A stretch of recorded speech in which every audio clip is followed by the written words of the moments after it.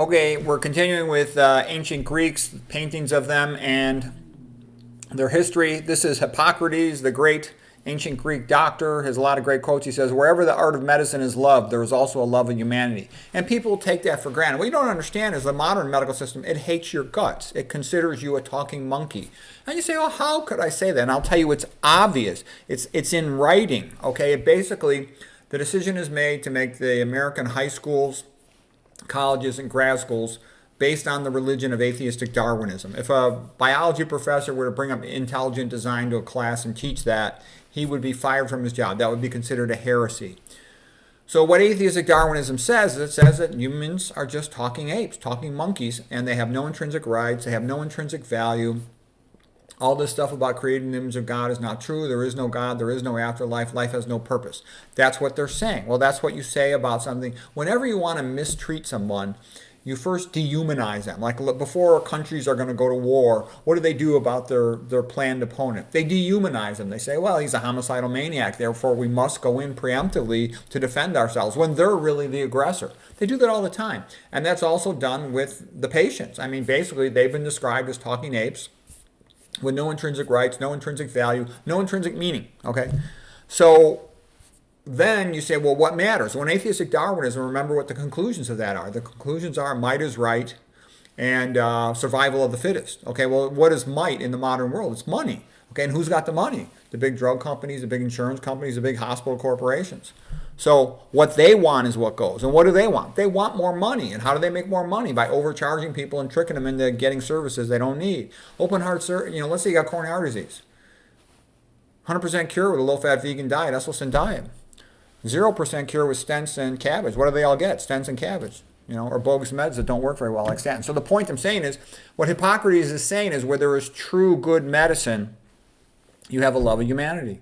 You have Christianity, Christian ethics, okay, is the best way to get it in the modern world. So people say, you don't have to be a Christian, but you should have Christian ethics. Now you could say, oh, we don't need that. Okay, well, fine. Well, if you don't think you need that, then what are you going to get? You're going to get what you currently have, that you're just a mouse of vermin, and you take your drugs and your surgery and you shut your mouth. That's what you've got, okay? And you can't change that. No new technology can change that. Nothing can change that. And so what I'm saying is the truth is sitting right here with this Hippocrates guy from 400 BC, and modern people don't understand this, and that's why their medical system is a piece of crap, okay? So I'm just telling you where it comes from, okay? You have to have Christian ethics. That which you do to the least of my brethren, you do unto me. The individual is more important than all the money. Because believe me, there's $100,000 for every dollar that you get from telling the truth. You get $100,000 for lying. So unless you have Christian ethics that say, this person is important, like a mother and a father, I love this child, I do right by this child, the money's always going to be to rip off and screw over the patient. Hippocrates was right about a lot of things. I'm going to show one picture real quick about Asclepius. He was the other sort of god of healing in ancient Greek, and they had a temple of Asclepius, and they would do different things there to try to help the patients. They had sort of like these spas and... Okay, here is Hippocrates. Walking is the best medicine. One of the best things you do, he says, all disease comes from the gut. Walking is the best medicine. Yeah, so eat a healthy meal and then walk afterwards. That'll put you in a long distance towards health. Hippocrates, all disease begins in the gut. There's way more truth in that than people realize. I made a video recently about Hippocrates visits modern medicine and the conclusions he would draw from that. And I can tell you, Hippocrates could cure more patients than modern medicine does. Now, you think that's a joke, but that's because you don't know. I do know, okay? The pills don't work for the common chronic diseases, which is like over 70% of diseases, whereas diet, nutrition, sleep, and all this stuff usually does. So Hippocrates was right again. When you get leaky gut, you get, abdominal pressure syndrome, autoimmune disease, all those problems. Let food be thy medicine.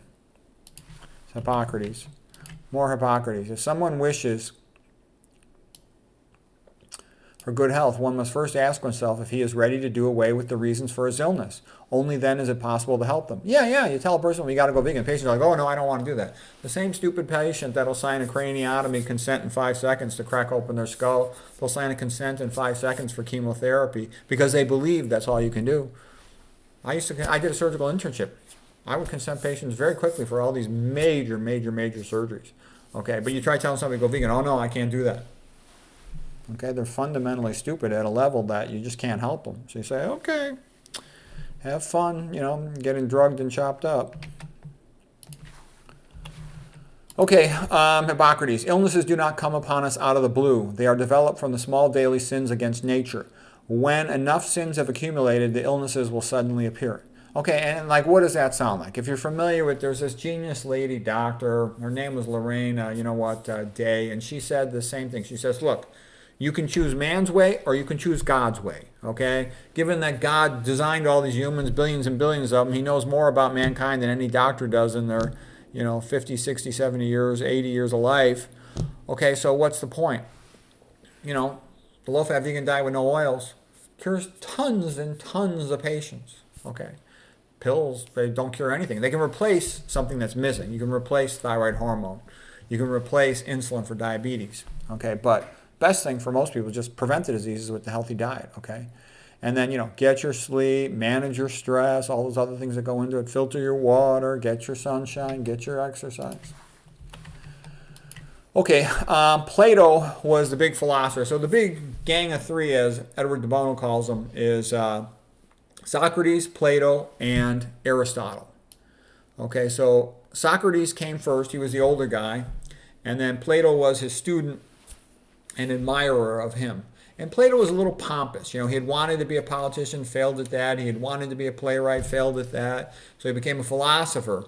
And he was really good, and he incorporated his ideas from writing plays into writing philosophy. He'd have these dialogues, dialectics, where multiple different students would be talking, for example, to Socrates. Part of what he was trying to do with Socrates at that time, too, was vindicate Socrates, who had been accused and persecuted of things unfairly. But Plato was a little pompous. He's a little bit of a mystic. But in terms of being pompous, he would say things like, what is the definition of a human? He'd say a human is a featherless biped. So Diogenes, the homeless street philosopher we just showed a couple pictures ago in the previous talk, he took a chicken and he plucked the chicken and he said, behold, here is Plato's idea of a man, featherless biped. So there's a lot of funny stuff like that. The Greeks have a sense of humor, and that was a nice thing about them. If you want to learn about the Greeks, thegreatcourses.com, also called Wondrium, they've got a lot of courses, and these are good. Rufus Fears is the magnificent professor. These other guys are good. They're solid. I wouldn't call them, anything special or magnificent, but they're solid. They're good. Here's a guy who's magnificent. This is the best one. He's got a bunch of YouTube videos, not that many on Greeks, but some on Greeks that are available on YouTube. He's magnificent. He's a Harvard professor, super smart, super nice, real enthusiastic, funny, clever. He's everything you want in a professor. He's the best professor ever for anything at thegreatcourses.com, also called Wondrium. They own both those websites. So here's like one of his lectures on the Iliad, for example. Okay. He has a whole course, Famous Greeks and Famous Romans. I previously mentioned Edith Hamilton, great introduction to the ancient Greeks, the Greek way, famous Greeks, and they all say the same thing, The ancient countries before the Greeks, they all stunk. They're all sort of brutal despotism with a secular ruler who kicks everybody's butt and makes them obey. In Egypt, nothing changes for 1,000 years because nobody's allowed to do anything innovative. That's pretty much how most places are, some brutal tyrant. Okay, here's Zeuxis. He was the greatest painter, artist of that time. We lost all the paintings of Zeuxis and of Apelles, who was a later painter in the time of Alexander the Great. So we don't know exactly what they look like, but apparently they were magnificent. So we actually lost their knowledge. We kept their statues because the ancient Romans found them soon enough and made copies of them. But basically in this picture, Zeuxis, the artist, is trying to pick a model that he will use to paint Helen of Troy. And it shows you, the level of their sophistication. They've written all these plays and books and philosophy. They have theater. They have all this painting and stuff. Now here's a symposium, sort of an educational party. Supposedly the men are talking about educational things, but it also turns into a bit of a rabble-rousing with alcohol and women and, that type of party. You'll often hear educational symposiums say, we're having a symposium on such and such a subject. This is where it comes from. Plato's symposiums with Socrates and whatnot.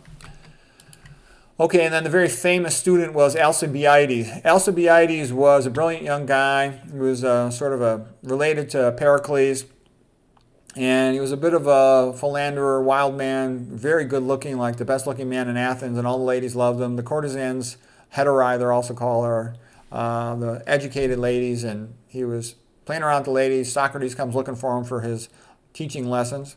They didn't let the wives get too educated in those days. Here's another painting of Socrates having a conversation with Alcibiades. Good quote from Socrates: "The best we can do is seek to keep becoming better." Yeah, that's how you do the best you can with your health too. Okay. And he wanted to be the leader in the battle on Syracuse, but they took him out of it, and then that led to a disaster. Okay, there's Socrates teaching a bunch of students.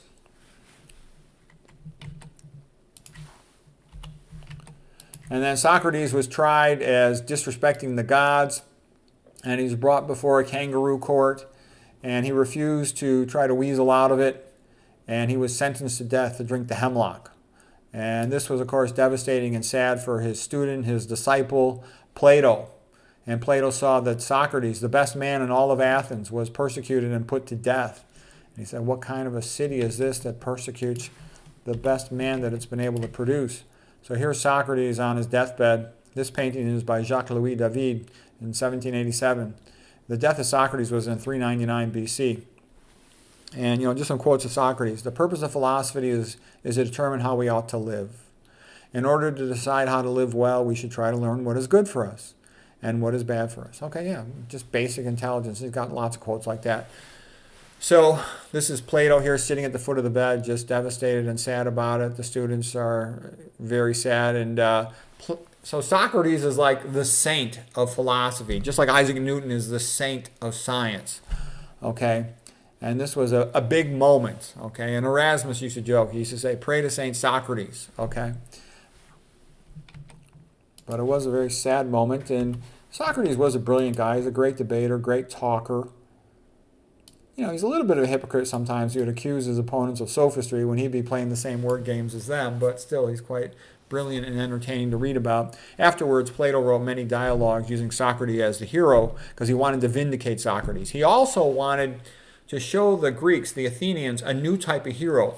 That you don't just have heroes like Achilles that are good fighters, or like Odysseus that are crafty in fighting and tricking women and stuff like that, but an intellectual hero who's heroic in their thinking and their bravery, their courage to come to the truth, even when it's not popular to do so. Here's a great allegory of the cave of Plato that most of the people, the proles, we would call them nowadays, are sitting in the cave, and they're seeing things going, the shadows going on the wall, passed by the so-called storytellers. You would maybe call them the media.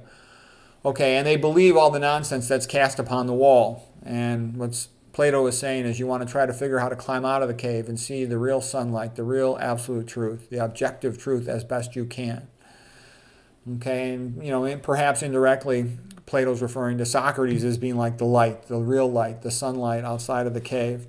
And later people would come to think of Aristotle as being the light, the true light, the objective light of truth outside of the cave. And, this idea of the stuff on the wall is sort of manufactured truth. It'd be like in the nutrition world of people saying, F- in your water is good for you, soy and caffeine and so-called good fats, all that silliness. Okay. And you could also say, the boob tube of the modern world, the television is like, Plato's cave, where the public is just fed nonsense, as well as, most of the popular mainstream channels tend to be primarily nonsense, okay?